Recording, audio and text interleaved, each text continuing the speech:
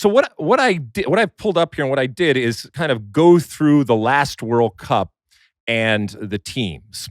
And as you go through, you'll come across, let's say a Qatar, right? All of the players were playing in Qatar in the Qatari league. And they performed about as what you could expect in that they weren't good and didn't go out of the group.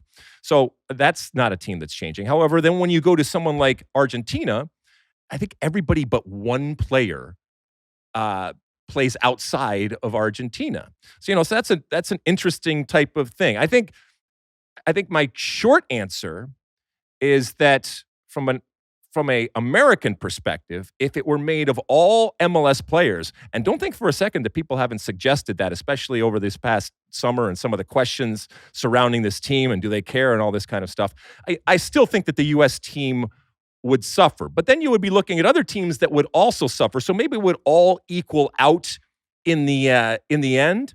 I don't think that the U.S. would suffer necessarily as much. And maybe that just says more about the players that aren't playing in MLS and what they actually are. Now, I'm not here telling you that there is a lurking Christian Pulisic that happens to be playing in MLS right now that's not with the national team. That's not what I'm saying at all. But again, it goes back to something that I've talked about over the years, and it's the power of the group and the collective and everybody being on the same page and everybody believing in each other. And I think there would be something to that, and I do think that there would be a power relative to these to the MLS players. There are plenty of MLS players on the MLS All-Star team, which by the way plays tonight. We are recording this on Wednesday, so there certainly is talent. But then you look at some of the Senegals and stuff like that, where nobody plays in their home country and in their home league, that I think would really, really suffer. Mosse, when you start to think about this, and I know you could go do a deep dive, but just off the top of your head here. Yeah, in terms of the elite footballing nations, Brazil and Argentina would be hurt the most because the nature of the relationship between South American and European club football. As we know, most of the best South American players spend their prime years in Europe. In terms of the top European teams, England, the majority of their team plays in the Premier League, but you would lose Jude Bellingham and Harry Kane, which are two big ones to lose. Spain could certainly still field a very strong team just off La Liga players, but you would lose guys like Rodri, who are obviously very important, the reigning Ballon d'Or winner. France would lose quite a bit, Mbappe and others. So it would be very Saudi interesting. Arabia wouldn't sure. change. It seems like Belgium would be interesting because they don't have a lot of players necessarily playing in Belgium. So it would be a really interesting exercise to happen and to see how ultimately it would play out, or nothing would change. It would just all be relative, and all the same things would apply. But it's a really good question there, Mosse. Anything else? Next up, this bit of news caught our attention. We're going to use it as a jumping off point for a larger U.S. player transfer roundup. Weston McKennie potentially going to Atletico Madrid. Now, the way it's being framed is Juventus trying to offload him to Atletico. Evidently, they're trying to sign an Atletico player. I think it's the right back, Molina. And so they're trying to include players going the other way. And McKennie could be one of them. You might recall last summer, Juventus tried to include McKennie in a deal to Aston Villa for Douglas Luiz, and McKennie refused to go and ended up staying and playing pretty well. But nevertheless, that hasn't stopped him from being mentioned as a potential departure this summer. A part of me feels bad for Weston McKennie because he's constantly being kind of offered out there and put on the chopping block, and you could get an insecurity complex if you're him. But I think he's been through that so many times. And look, not for nothing, but Atletico Madrid's a really good team. So if people are offering as a sweetener, there's also an element of, hey, that makes you pretty valuable. I don't know if this is ultimately going to happen, and if I had to bet, I don't know. Are you on the same page where this is fun to talk about, but you don't see it happening? Yeah, I don't have a sense of how concrete these Weston stories are. Now, it would mean teaming up with Johnny Cardoso, and it would mean joining an Atletico midfield that no longer includes Rodrigo de Paul, because that is a done deal. He is off to Inter Miami. Now, next order of business, Matt Turner. Have you seen this story? Oh, boy. So we spoke about Lyon recently when Stu was here. They had been relegated to the second division in France because of financial fair play violations. They appealed. they got that relegation overturned, so they stayed in Lyon. But I mentioned in that episode that they had this American owner, John Textor, who I found to be a very shady character, and he was at the root of their problems. So as part of the arrangement for them being able to stay in the top flight, he essentially had to divest himself from Lyon. It's been sort of an acrimonious departure. So the people that are now in charge of Lyon basically want to wash their hands of anything Textor was involved in. And so Matt Turner has gotten swept up in this because that was evidently a deal that John Textor had cooked up for Matt Turner to go to Lyon. So now the story is the current Lyon owners are trying to get the club lawyers to find some sort of loophole to pull the plug on that Matt Turner deal, which would leave him in limbo again. Oh, my goodness. I mean, we've talked about Matt Turner. The guy just needs to play. And so maybe this is another moment where the soccer gods are saying, hey, find an MLS team. And you're not going to deal with all of these problems. But this is a problem for him. Obviously, they have bigger problems when it comes to the actual team and trying to figure all this out, but certainly not something that Matt Turner needed at this point. Now, I know this is a controversial take, but I always felt that the better outcome for Matt Turner would have been for Lyon to get relegated. A lot of U.S. fans were going the other way. My God, this would be terrible. If that happens, he shouldn't go there.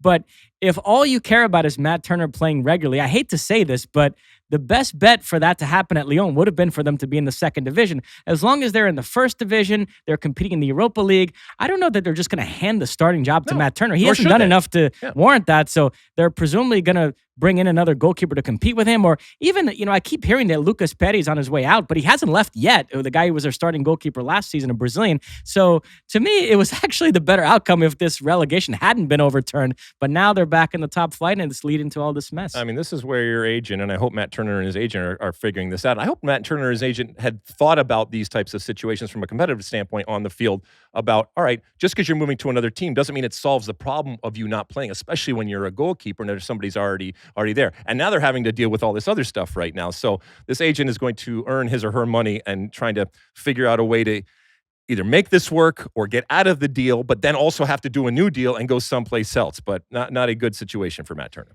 And then Josh Sargent has evidently turned down a chance to join Wolfsburg. We mentioned recently that Wolfsburg and Burnley were the two teams being mentioned. And I said of those two, I thought Wolfsburg was the better option, but it's not that great of an option either. So if he doesn't want to go there, I don't think it's the end of the world. Evidently, it was family related that he didn't want to move to Germany right now. Yeah, I mean, I think that would have been a step up in terms of the way he would have been viewed.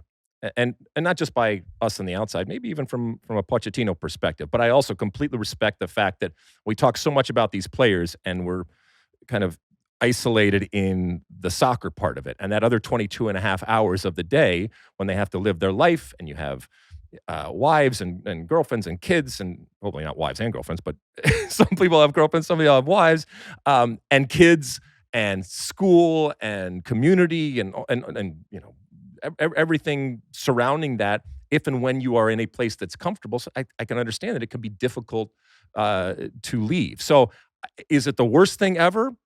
No, except when it comes to Josh Sargent, keep in mind that while he performed and scored goals in the championship, he also at a certain point started to get overlooked by Pochettino.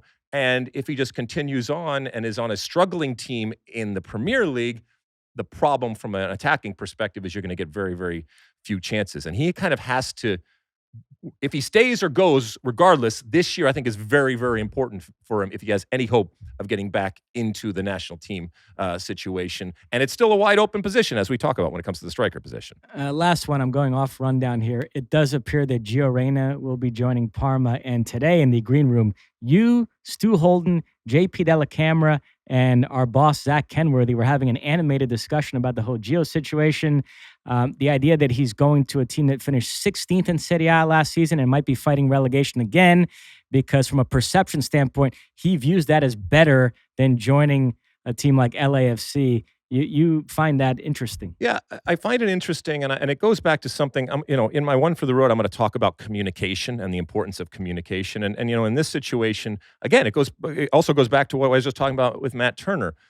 If you have any type of relationship and any type of communication with the national team, and again, I know this is relative to playing with the national team, which isn't everything for everybody, but I would think that it's on a wish list for these players. I would hope that maybe Alaba call in and find out what's going on. And so if that happened, great. If it didn't happen, yeah, it's a risk when you are Gio Reyna and going to this team, and you are a player that, from a talent perspective, most of it is relative to your attacking ability. You're not known for defending. Doesn't mean you can't defend, but that's not what you are really brought in to do. And in order to attack, you need the ball. And if you are playing on a team that's not going to have a whole lot of the ball, that could be a bad fit. And you could find yourself for a year, and a crucial year before the World Cup, that again, you are hoping to get back in the good graces of the national team, where you don't have the ball and you're not being involved and you're not running the show. And it might not even be your fault. It's just the reality of the situation here. So yeah, there is a inherent risk for Gio Reyna.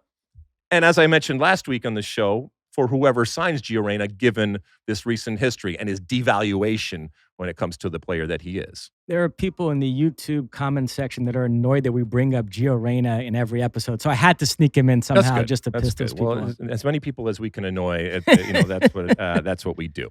You like that clip? Well, my State of the Union podcast drops twice a week right here on my very own YouTube page. The only way to stay up to date is to hit that subscribe button down below. Size the day, and see you soon.